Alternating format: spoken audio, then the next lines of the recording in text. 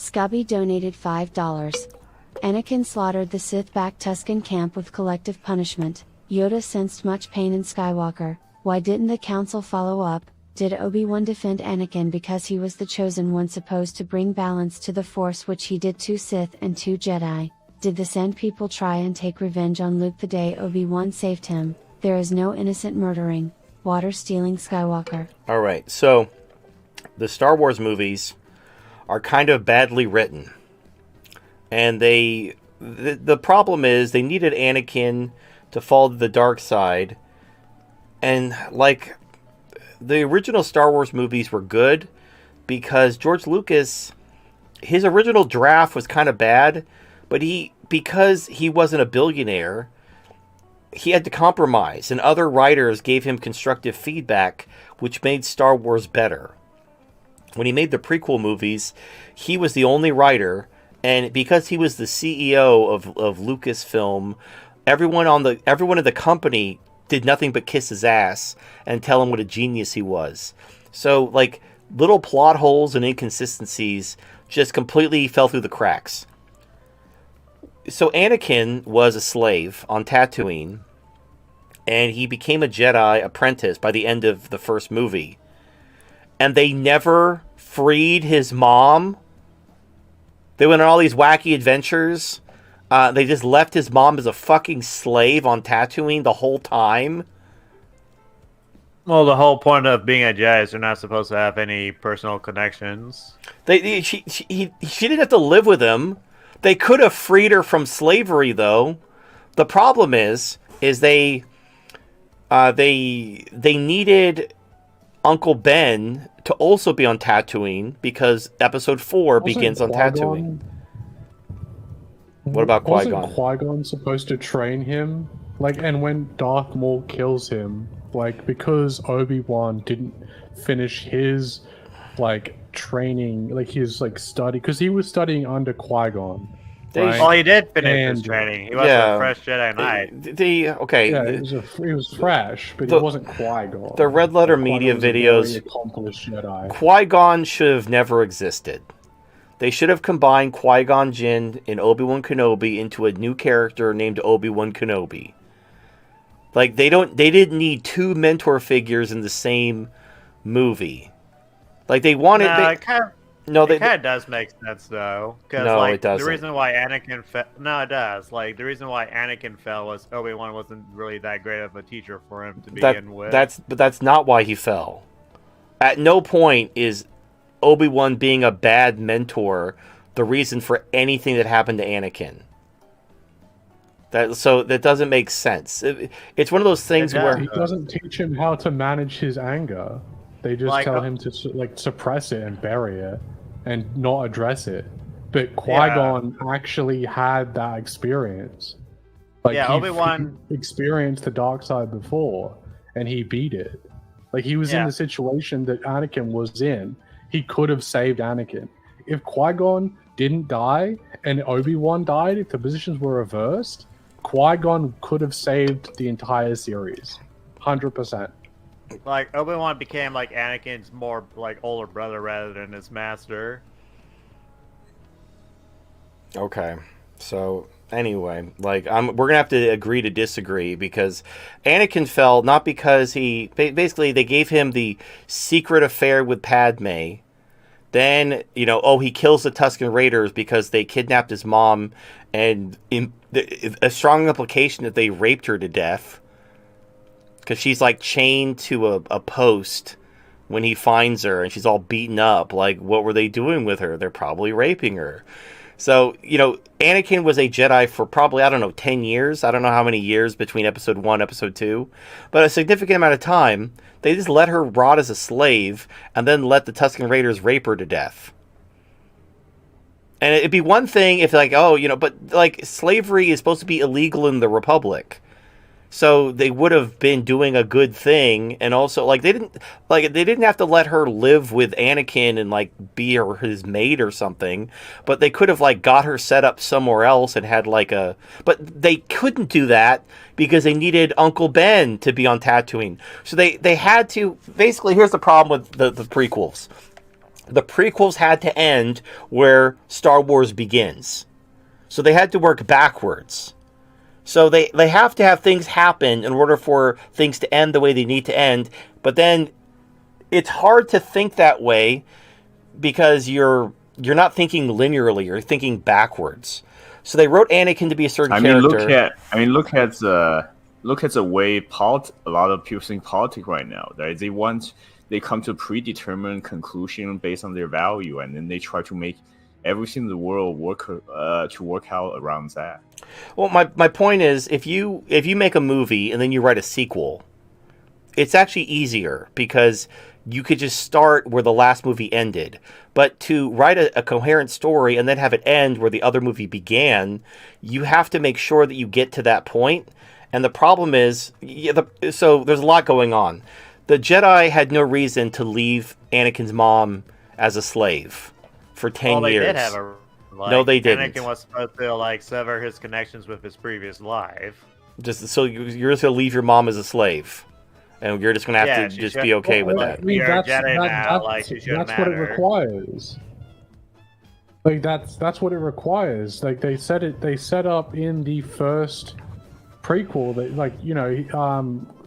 Qui-Gon says, you have to leave all of this behind. If you come with us, if you want to become a Jedi, you have to leave everything behind. Mm-hmm. Yeah. So, and then when Anakin asks, is he going to see his mother again? Qui-Gon says, "We'll see." Yeah. So there's a lot to. I know it's it makes sense if you're thinking yes, it has to be this way for the plot to happen, but it doesn't make sense for it to be that way. If you it makes sense of the Jedi right. So what happens for the Jedi? So the Jedi we're gonna let your mom rot in slavery, and you're just gonna have to just be okay with that. Yeah, because he shouldn't care about his past. And then 10 years, so then all his relationships. And then when 10 years later, when your mom's being raped to death by Tusken Raiders, and you go on a fucking rampage and kill them all, that's the dark side. You could have stopped that from happening at any time. In slavery, that's why the Jedi didn't want Anakin in the first place, because their argument was he was too old. He already formed all these personal connections that would get into conflict with his Jedi training. Yeah, so I believe that's the case. So the Jedi why fight the dark side at all? Right, the Jedi just meant to be detached from the world. And right. That's the other problem. If the Jedi are just these esoteric monks who live in the mountains and are just one with the Force, why would they lead armies in the Clone Wars? They wouldn't. Because they were used as tactical commanders. They used the Force. Why would they do that? Why do they have an attachment to the Republic? They're peacekeepers. But they let the slaves be fucking raped to death! Do you understand why this makes no goddamn sense? You gotta pick a lane. Either the Jedi are a bunch of esoteric monks that just chill out in temples and are one with the Force, and they're totally detached, they don't care. Then they let the slaves get raped to death because it's not their problem. But if they're peacekeepers, then you free the fucking slaves, especially the ones who are the mother of the chosen one, so he doesn't go on a fucking homicidal rampage in 10 years when his mother gets raped to death. Because you didn't do shit when she was a slave. No, they're supposed to be neutral peacekeepers. They're basically there to enforce the law, but it's up to the Republic to actually order them to, end slavery. And if slavery was always illegal. Padme even makes the mention that slaves are illegal, and they're but the laws don't exist out here. This is the Outer Rim. This is Hutt space. So they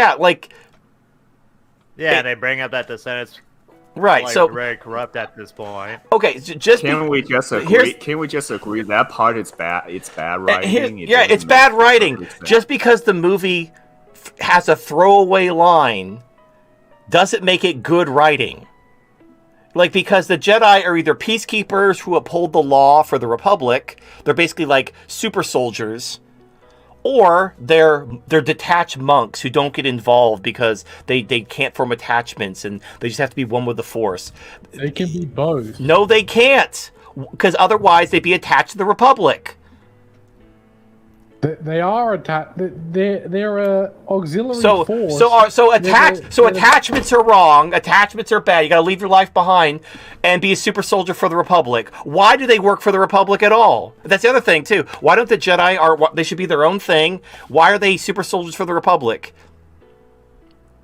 They're not super soldiers. They're like supposed to be like negotiators.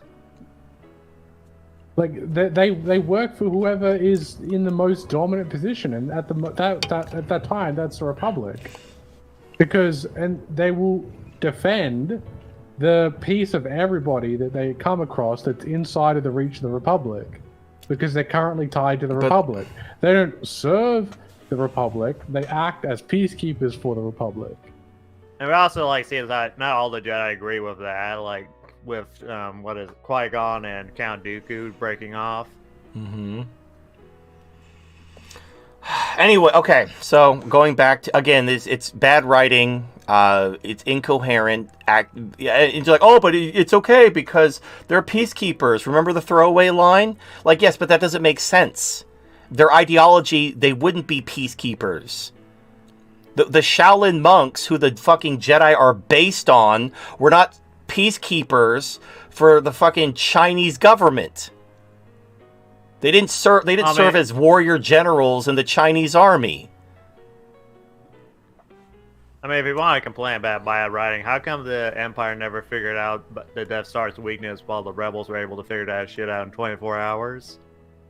Well, yeah, that's another plot hole, and they actually like made a whole movie about that called Rogue One, where supposedly the engineer snuck a flaw in it, and then that's what the plans were. It was like sharing the flaw with the rebellion so they could destroy it. Anyway, all right. So the Tusken Raiders were not Sith backed. There's only two Sith. There's Sidious and Maul or Count Dooku. None of them ordered the Tusken Raiders to fucking rape Anakin's mom to death. So they weren't. They were just doing their usual thing. Yeah, that's what they do. That's what Sand people do. They rape. They must rape. I mean, have you been to the Middle East? Let's see. So Yoda sensed the pain. Why didn't the Council follow up? Like, yeah, again, the plot has to happen. If the Council, so again, it doesn't make sense. If the Council found out Anakin ran to Tatooine and murdered a bunch of Tusken Raiders because they raped his mom to death, yeah, they would probably, there'd probably be, I'm sure there's some type of a thing where a Jedi who gets tempted by the dark side or who, whatever, there's some type of remedial thing they do. And of course, none of that happened. No one, he had a secret marriage. He was boning Padme. He was doing all this stuff, and everyone was like okay with it. No one did anything. Again, and they did that because I don't think anyone knew about the plot. They could read minds. Obi-Wan. They could read minds. They should know everything. Yeah, they can read minds against the uninitiated, but against another Jedi. Yes.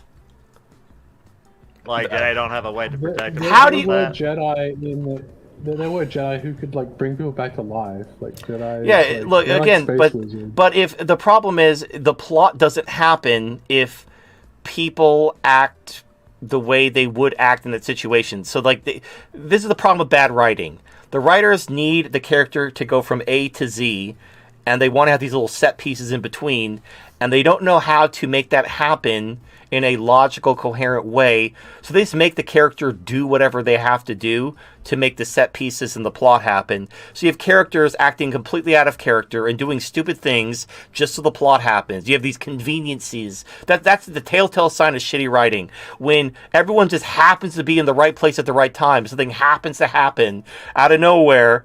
But in Star Wars, you have the whole will of the Force. So shitty writing can almost be excused as like, oh, even though this crazy coincidence happened to happen, it was the will of the Force. Okay, fine. It's the will of the Force. But it doesn't make it good writing. Like, you look at a well-written story written by a competent writer, and then you look at, like, hack Marvel dog shit, it's pretty easy to tell the difference.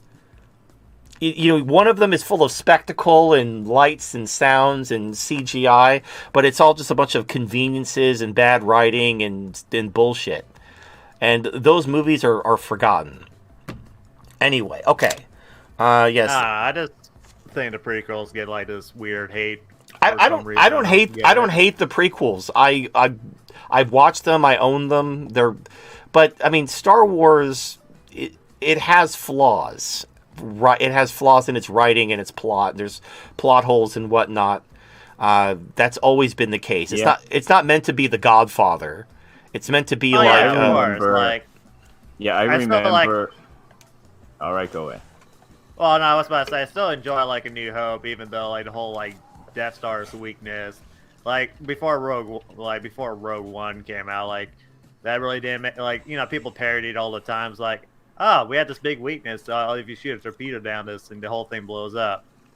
Right. But I still like the movie, despite that glaring flaw. Like, I enjoy the movie for the movie.